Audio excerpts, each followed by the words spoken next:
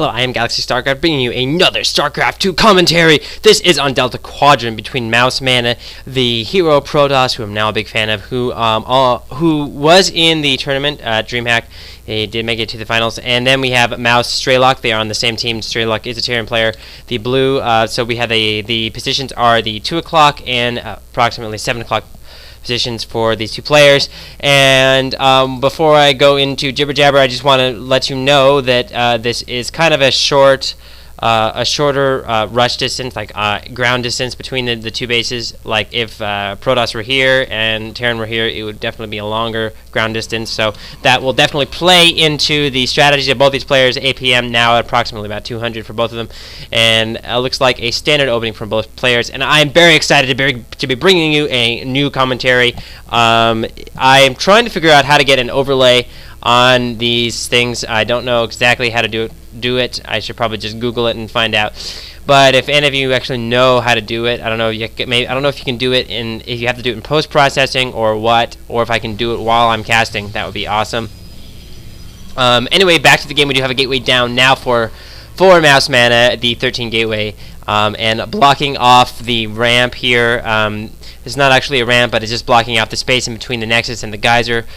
Blue Flame Hellions can't get in through there, so that's a good play. And now he's going to the top leftmost position to scout Mouz Mana. Meanwhile, Mana does have a refinery and barracks of his own, which are just going down, and an SCV is going to scout into the upper right. And for all of you Day 9 fans, I'm really excited that Day 9 is doing doing his commentaries at day9.blip.tv. I didn't catch the live stream yesterday, but I did catch the post-production on Blip TV, and it's awesome to see him working again and giving us great analyzation of games. That's where I got a lot of my information. And for those of you who don't know Day9, you can check him out at day9.blip.tv or his live stream day9.tv. I'm only just plugging him because I'm just excited that he's working again. He did take a week off. So anyway, back to the game. It looks like this probe will finally scout the correct position. We do see that Mana has scouted all other positions except the last one, and he'll just go into the base. And what does he see? A Marine will take some pot shots at this probe, but the probe will get in to see the... Oh, it got to see the barracks, but did not see what was down for it, did not see the tech lab, and he does not know the concussive shell's on the way. Meanwhile, in the base of Mana, we do have an SCV. So this game is, although it's between teammates, you know that each player wants to win. They want to have supremacy over the other one. They do not want to be nice. They do not want to, say, oh, you're on my team, I want to be nice to you. No, they want to not only give their teammate the best game possible, for themselves, but because they want to give their teammate the best game possible so that their teammate will improve, have the biggest challenge, and then in tournaments their teammate will do well. And I also do believe that if you're on a team, like let's say you were on the Team Liquid and you were Jinro, let's say you won $5,000 in a tournament, you do share some of that prize money with your teammates. So one Marauder is now going to just hang out at the ramp. No, it is going to actually be a double Marauder push with an SCV and a Marine. Am I right about the double Marauders? Yes, I am. And with the concussive shells now finished, you might be able to pick off a couple Stalkers. A probe is going to see what is happening, and Mana is being very persistent in scouting with his probes. He may be losing a couple of them, but he does know that this is coming, and the Sentry has to hold this off. It has to put down a force field, otherwise he could lose big. He does put down a force field, does take down this SCV, and Marauders are able to shoot the Zealot up on the ramp, but aren't able to get anything. No kills. That is a Stalker finally on the way, and a second gateway, and third gateway on the way. Looks like 3 more gateways on the way, but they won't be done in time. 2 Marauders are going to come up the ramp. It doesn't have stim, but does have concussive shells, and Mana has to hold this off with 1 Stalker, a Sentry, a Zealot, and a few probes. Now Mana is putting these gateways into Warp Gate technology. A Reaper coming in, getting himself killed. It was probably just scouting to see if the expansion was up. Meanwhile, we don't see an expansion at all. We know we do have a command star on the way for Mouz, so Strelok, so he is planning to expand. And this push, it didn't really, I would say, at least he didn't lose the units, but he didn't quite make up. I think having early concussive shells didn't quite pay off in this game. Anyway, 4 Stalkers coming out. They're going to try and do some damage. Are they going to get up the ramp? No, a bunker is going down, and that is going to hold. This bunker is almost complete. It will be able to hold this push from Mana, the little counter push. Meanwhile, back in the base, looks like just gateways and no expansion quite yet. Just kind of a 4 warp gates up right now. He's building pylons to come and try and take down Strelok. Wow, we see a pylon here. We'll be able to warp in units. Probably be able to warp in units here, and this is just kind of a standard 4-warp gate push now from Mana. Guardian Shield up, being one Zealot being shot down by the bunker, and concussive shells not coming into play. Does force field. SCVs aren't able to repair the bunker, although I don't see any anyway. I do see a couple. First bunker goes down. Second bunker, will it go down? I don't know. Marauders are too many Marauders there, I think. Great against those Stalkers. One Stalker is fuming. He's dying. His legs are on the ground. He is totally dead. And now we have just continuing to produce off these 4 warp gates. I don't see a plan for a command center quite yet in Strelok space, but the command center is finished for.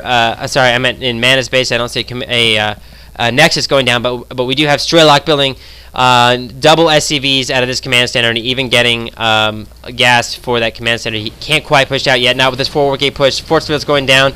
Going to try and take down these bunkers, and I'm a Protoss player, and I really don't think that that's a good idea to go out when there are 2 bunkers. Best to just kind of cut your losses, say, okay, I'm not going to break your position at the moment. But meanwhile, we have Zealots on the supply depot. Obviously, Strelok has encountered this before, if not from Mouz, from other Protoss players who do like to warp in here. Very sneaky. Stalker's even getting a few shots off these supply depots, but a bunker will be going down, and I do think it would be wise for Mana to expand at the moment, because pretty soon Strelok will have the units to defend, and he will be able to have his expansion down right now. That's what pinning your opponent it does allow you to do. It allows you to right now all this space all over the map is now free for Mouse Mana to expand on, but he's just pushing in with these warp gates. He really, I guess he is now just playing mind games with Strelok, attacking both positions, and trying desperately to get up the ramp, but it's just unable to break these bunkers. Bunkers are so good, and with the new 1.2 patch, this isn't the 1.2 patch, I don't believe, but the bunker time for building will be reduced by 5 seconds, and then now finally a Nexus is going down for Mana, and I have to say that my heart is breathing a sigh of relief that the expansion is finally going down for Mana, because it will still be in this game at the 10-minute mark. You really want more than just warp gates. You want we do have a robotics facility, which is good, but you want to be working on upgrades. By 10 minutes, you at least want +1 upgrades. You want a Twilight Council or something. I really hope that Mana can stay in this game. I would give the advantage to Strelok right now, but he's not.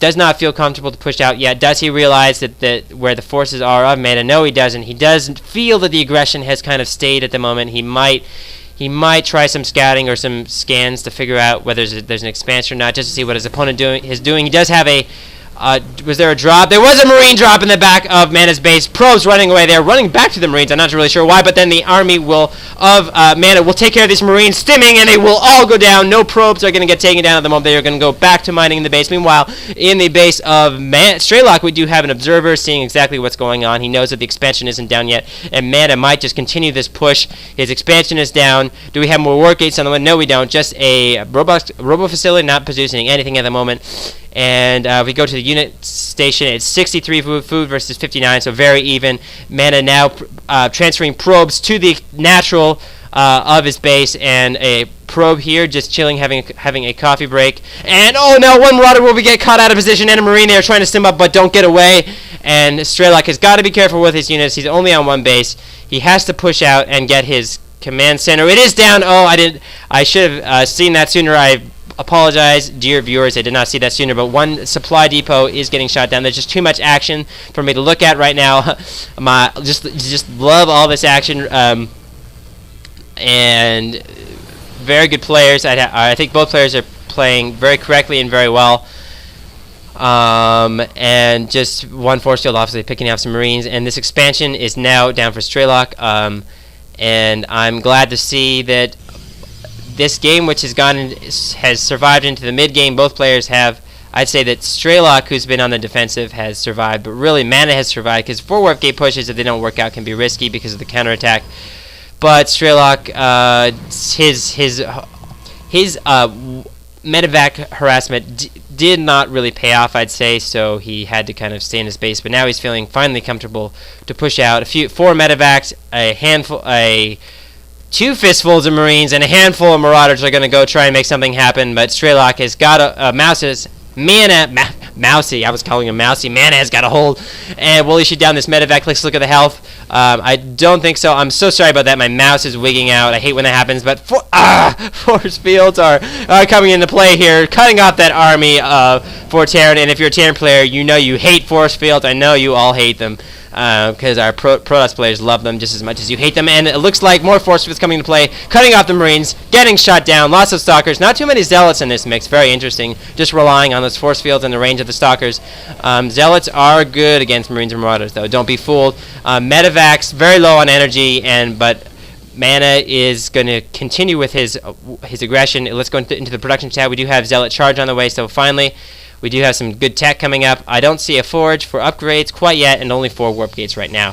Meanwhile, in the base of Strelok, he does have a 3rd up, and I think that even though he's been on the defensive, it doesn't really seem like he'd be winning, but they are even on food. If we go to the units, if we go to what has been lost,